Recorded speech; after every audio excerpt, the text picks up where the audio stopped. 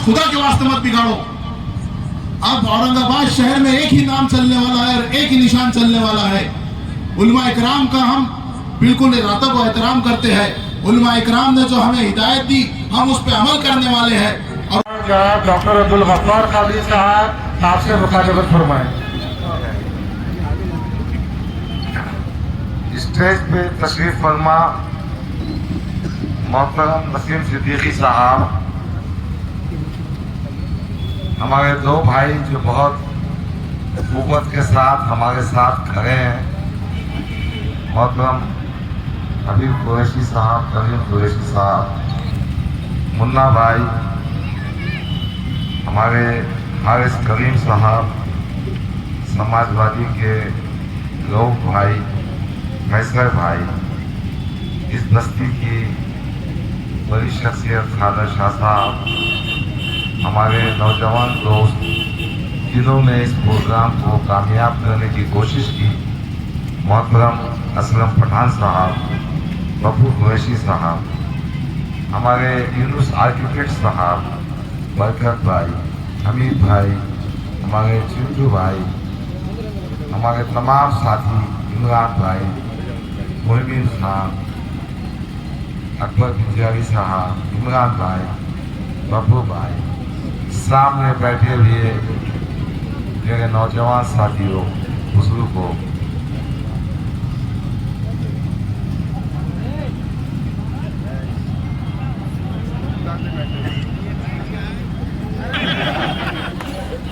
मालूम नहीं क्या बात है, जैसा हमारे मुखालिफिन भी ऐसी ही कुछ बातें कर।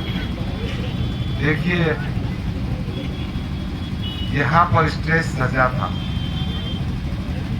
सियासत में सियासी बातें होना चाहिए, मगर जिस शख्सियत ने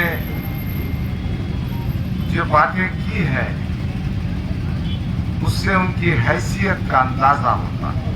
नबी साहब ने कहा कि डॉक्टर गफ्फार कादरी ने 2014 में पैसों के लेन देन की बात की।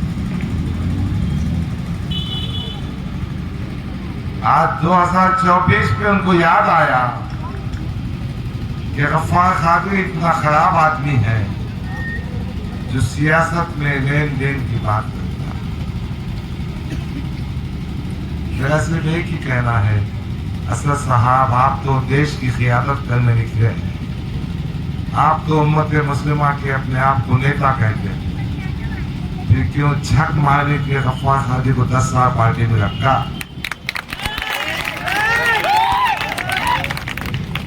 क्यों 2 वक्त मुझे टिकट दिया? क्यों मुझे महाराष्ट्र का कारगुजार सदर बनाया? दोस्तों सच्चाई तो ये है, अल्हम्दुलिल्लाह मेरा दामन इतना पाक है लेन देन के मामला में। हाँ गुनाहगार होगा, अगर मुझे मेरे गुनाह को माफ करे, मगर पैसों के मामला में मुझ पर कोई उंगली नहीं उठा सकता। पैसों के लेन देन में मैं इस पर कोई उंगली नहीं उठा सकता। मेरा दुश्मन भी कहेगा कि गफ्फार कादरी हिसाब किताब में सीधा आदमी, मगर मोहतरम ने कह दिया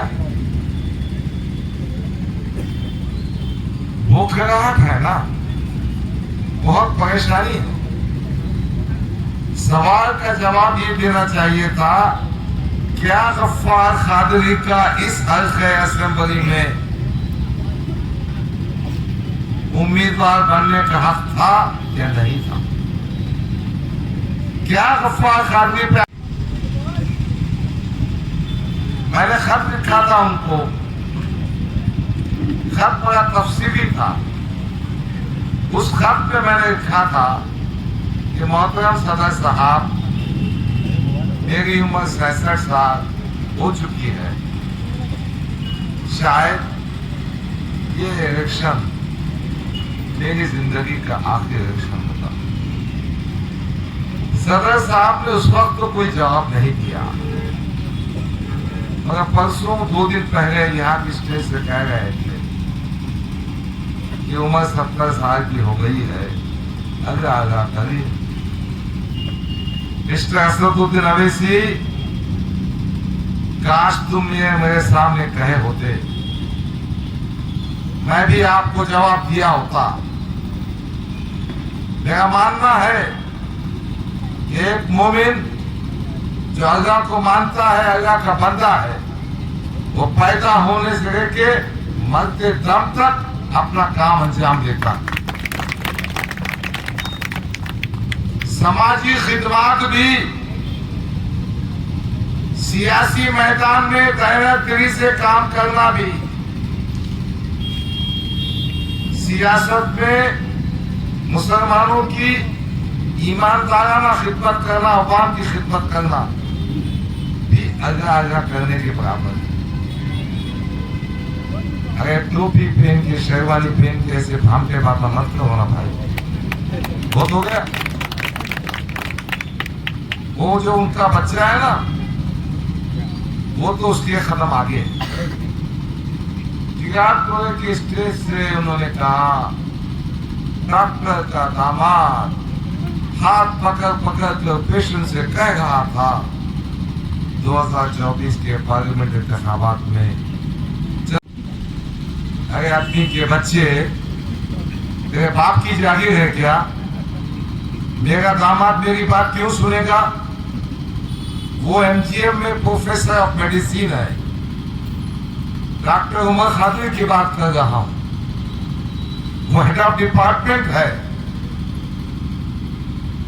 वो 42 साल का नौजवान है जो 42 साल में मेडिकल कॉलेज में प्रोफेसर और एचओडी बना है। डॉक्टर उमर खादिर को आप सब जानते होंगे। बेगर्ज तरीके से कौम और मिल्लत के काम आता है।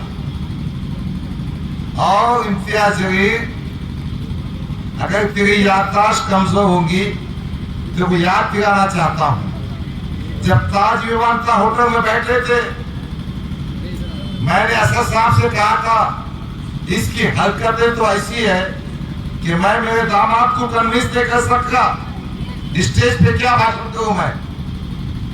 फिर मैंने असद साहब को वाकया सुनाया था। कोविड के जमाने में इनके कुछ कारपोरेटर्स एमजीएम अस्पताल पहुंचे, इनको पैसा वसूल करने का था। उन्होंने डॉक्टर उमर से गाली गलौज की, बदतमीजी की। जो डॉक्टर उमर हमेशा इनसे खिदमत में पेश आता था, इनकी मदद करता था। मेरे दामाद ने मुझको फोन किया, मेरे दामाद ने मुझसे कहा कि अंकल ये लोग ऐसी हरकतें कर रहे हैं। मैंने कहा इम्तियाज जलील की चमचे और एजेंट है, वसूली के काम में लगे बैठे हैं, मैं कुछ नहीं कर सकता, आप पुलिस को तकरार दो। डॉक्टर उमर खादिर ने पुलिस में तकरार की है और उसके बाद से डॉक्टर उमर खादिर का दिल उचाट हो गया। इज्जतों से खिलवाड़ करेंगे, लोगों को गाली गलौज देंगे, अपने चमचों एजेंटों के जरिए बेइज्जत करेंगे और फिर तुमको वोट दें। ये शहर में कितने मुस्लिम व्यापारी हैं जिनको इम्तियाज जलील ने नहीं लूटा। मैं नाम नहीं लेना चाहता। एक फैक्ट्री में हमारा दोस्त है, वो मैन पावर सप्लाई का काम करता है। ये खासदार बनने के बाद उस फैक्ट्री के मैनेजर के पास जाकर कहता है कि वो मैन पावर का काम मुझे दे दो। यकीनन जब किसी का दिल दुखता है, तकलीफ होती है, तो मुखालफत करेगा। तो मैं इम्तियाज जलील को याद दिलाना चाहता हूं कि ताज विमानता होटल में मैंने कहा था कि इम्तियाज जलील साहब, आपकी हरकतें, आपकी खसरतें इस तरह की है कि आप सिर्फ पैसा वसूल करना चाहते हैं, जिसके नतीजे में मेरा दामाद भी आपसे नाराज है, मैं उसको कन्विंस नहीं करता। उसके आगे की स्टोरी सुना देता, मैं तो छुपाता नहीं, मैं सुना देता। जब बात निकली है ना तो पूरी हो जाने दो। मैंने बीच में साफ दिली से जान दो अपनी पार्टी का कैंडिडेट है, अपने इख्तिलाफात होंगे, साथ देना चाहिए। मैंने इनके साथ वैजापुर के दौरे में जब मैंने भाषण किया बाबरी मस्जिद की, मैंने बात किया मुस्लिम पर्सनल की, मुस्लिम ने बात किया CAA की, लोगों ने खुश भी लिए। जैसे करनाल पहुंचे हम तो इम्तियाज अली ने कहा आहिस्ता से मेरे कान में, डॉक्टर साहब बाबरी मस्जिद, नारे तकबीर, पर्सनल की बात मत कीजिए, अपने को हिंदू वोट नहीं मिलेंगे, अपन आदर्श लोगों को पटा गए, ये बात नहीं करना चाहिए। अरे मिस्टर इम्तियाज अली, दोगलापन बंद कर। फिर उसके बाद मैंने तय किया था कि क्या करना चाहिए, इनका साथ देना चाहिए कि नहीं देना चाहिए। और मैंने एक खत लिखा था सदर रईस साहब को, इम्तियाज अली की हरकतें इस काबिल नहीं कि मेरा दिल गवाह नहीं करता कि मैं पार्लियामेंट में 10 इंतखाबात में साथ हूँ। मेरे बहुत सारे साथी थे। फिर एक मीटिंग हुई, वो मीटिंग में इम्तियाज अली साहब आए, मैंने मेरे दामाद को समझाने के लिए मकान भी गया, तो मेरे दामाद ने कहा मैं नहीं आऊँगा। फिर मैंने मेरी बेटी को फ़ोन किया, बेटी माँ क्या पका, मैं खाना खाने के बाद घर को आता हूँ, जवार की रोटी खाता हूँ मैं शौक से। बेटी ने कहा जी जवार की रोटी खाने आओ। मैंने खाना खाया। मैंने मेरे दामाद से कहा डॉक्टर उमर हाथी से, इम्तियाज घर पे आ रहा है, जान दीजिए अपन हिस्सा ख़त्म कर देंगे। मेरे दामाद ने कहा नहीं, मैं उसे माफ़ नहीं करूँगा। मैंने ऐसे ऐसे केसेस पे फीस कम की है, ऐसे ऐसे वक्त में मकान देने पर, कारपोरेटर्स के बोलने पर बहुत सारी मदद की है। और एक किस्सा भी सुना दिया उसने, एक दफ़ा कुछ गाड़ी से एक्सीडेंट हुआ था, उसका पूरा खर्चा मैंने दिया था। इसके बाद भी ये अगर मेरे पीछे पलता है तो मैं भी इससे बदला वसूल करूँगा। तो ये किस्सा, आप काम नहीं करेंगे, लोगों को लूटेंगे, बदनामी करेंगे, फिर कहेंगे डॉक्टर के दामाद ने हाथ पकड़ पकड़ के मशाल को। अब तेरे को तो जूते मारना चाहिए है, तेरे को तो चौरास्ते पे खड़े जूते मारना चाहिए। कहाँ पैसे खाया बताओ मैं तुमको। अख्तर हाजी क्या बताओ, अख्तर हाजी है क्या मीटिंग में? हमारे दोस्त कितने पैसे मंगाया सुनाओ मैं। इसका काम और धंधा सिर्फ पैसे खाना है और नाटक करना है, नाटक। बहरहाल ये चंद बातें थी जो मैं कहना चाह रहा था, क्योंकि मुखालिफिन की तरफ से आई।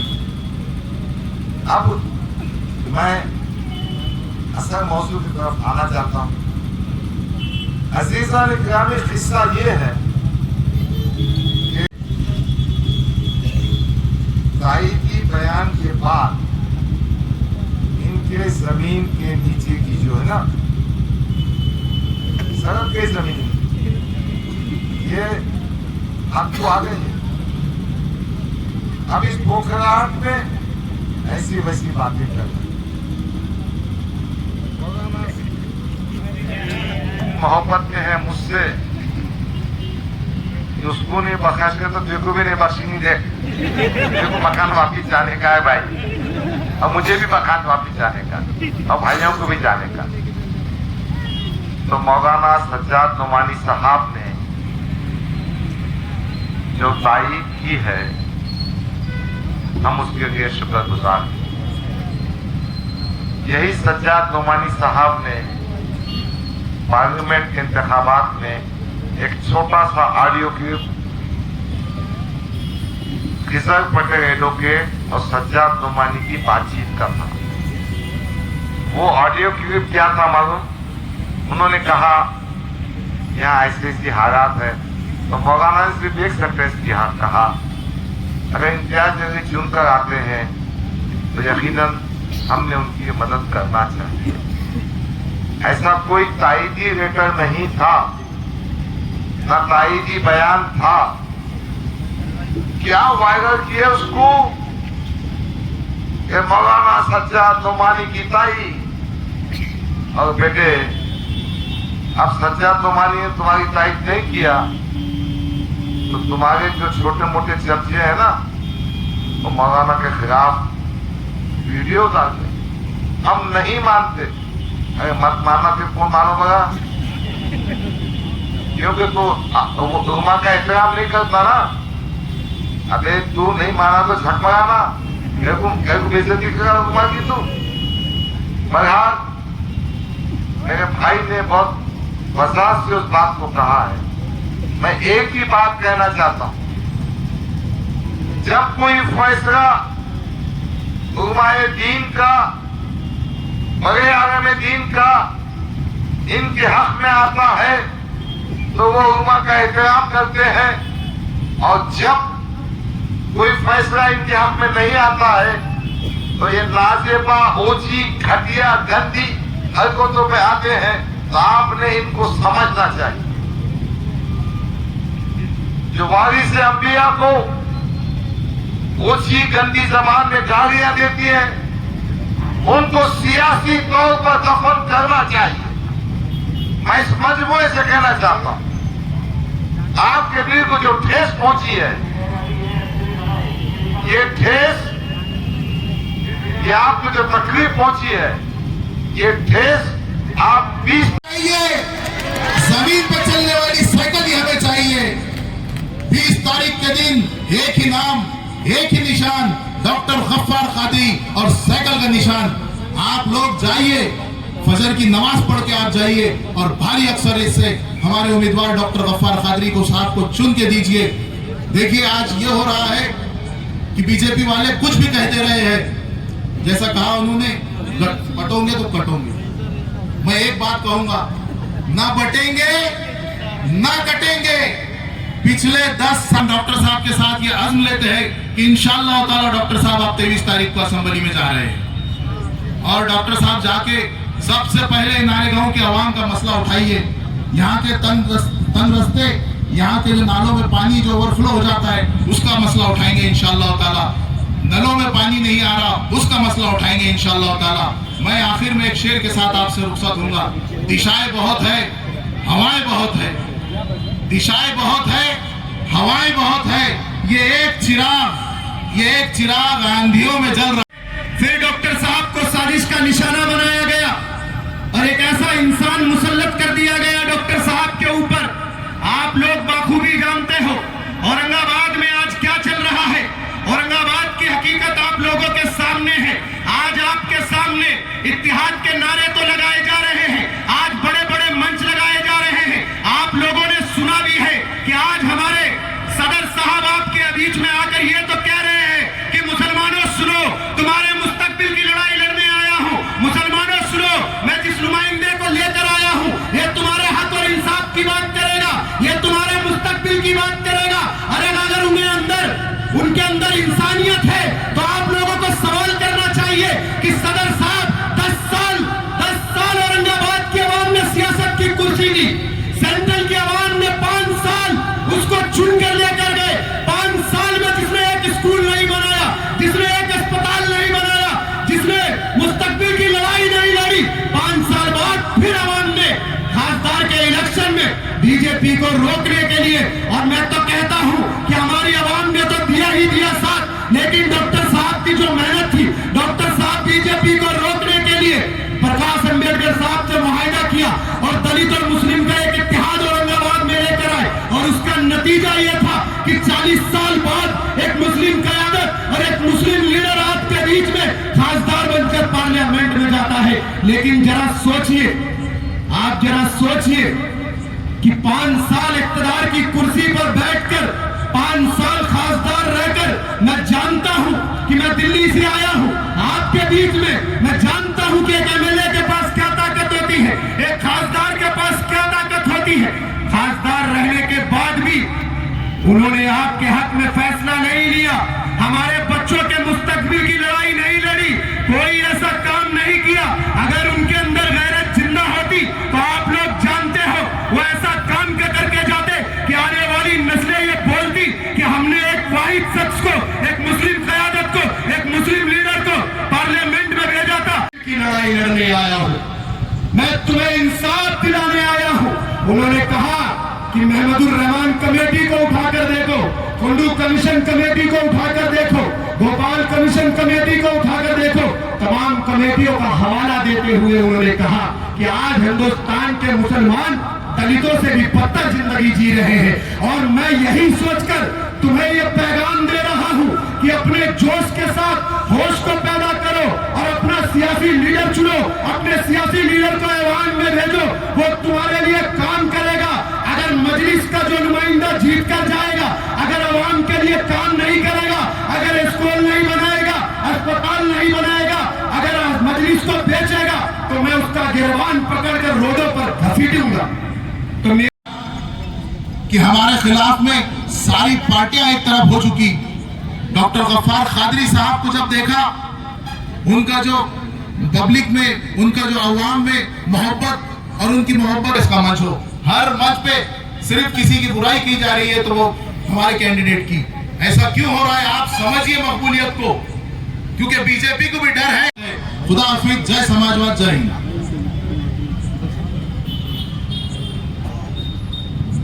بہت بہت شکریہ جناب فیصل خان صاحب۔ ہمارے بیچ ابھی تشریف لائے مہمان جو دہلی سے خصوصی طور پر یہاں آئے ہیں، میں انہیں زحمت دینے جا رہا ہوں۔ نسیم صدیقی صاحب کو زحمت دے رہا ہوں کہ وہ آئیں اور آپ سے مخاطبت فرمائیں۔ جناب نسیم صدیقی صاحب، شعلہ بار مقرر نسیم صدیقی۔ تعریف خدائے بابرکت کے لیے جو تمام جہاں کو پھالنے والا ہے، درود و سلام محمد و آل محمد پر۔ شہنشین پہ تشریف فرما عالی جناب سماجوادی پارٹی کے امیدوار، ہمارے دل عزیز اور آپ کے دل عزیز ڈاکٹر عبدالغفار قادری صاحب، اسٹیج پہ بیٹھے حبیب قریشی صاحب، کلیم قریشی صاحب، اور تمام ذمہ داران، عہدیداران، اور یہاں پر آئے میرے معزز ساتھیوں، میرے بڑوں، میرے بزرگوں، میرے نوجوان ساتھیوں، السلام علیکم۔ یہ ایک انتخابی جلسہ ہے۔ آپ کو معلوم ہے کہ 20 تاریخ کو آپ کو ووٹ کرنا ہے۔ ہر 5 سال میں ہمیں ووٹ کرنے کا حق تو ملتا ہے، اور ہم لوگ ووٹ بھی کرتے ہیں یہ سوچ کر کہ جو سیاسی نمائندہ جیت کر جائے گا وہ ہمارے حق میں فیصلہ لے گا، ہمارے مستقبل کی لڑائی لڑے گا، اور ہمارے بستیوں میں اچھی روشنی دے گا، بچوں کو اچھے اسکول دے گا، اور ہماری عوام کو اچھے اسپتال دے گا، اچھی نالیاں اور اچھی سڑکیں دے گا۔ لیکن میں جانتا ہوں کہ آپ لوگوں کو معلوم ہے کہ 2014 سے لے کر 2024 تک ڈاکٹر صاحب آپ کے بیچ میں ہیں۔ 2014 میں بھی آپ لوگوں نے اپنی محبتوں سے نوازا تھا، لیکن چند ووٹوں سے ڈاکٹر صاحب جیت کر ایوان میں نہیں جا پائے۔ 2019 میں بھی یہی سا نشانہ بنایا گیا اور ڈاکٹر صاحب کو ایوان میں نہیں جانے دیا۔ لیکن جب یہ 2024 میں لوگ یہ سوچ رہے تھے کہ اس بار کسی بھی قیمت پر ڈاکٹر صاحب کو جتا کر ایوان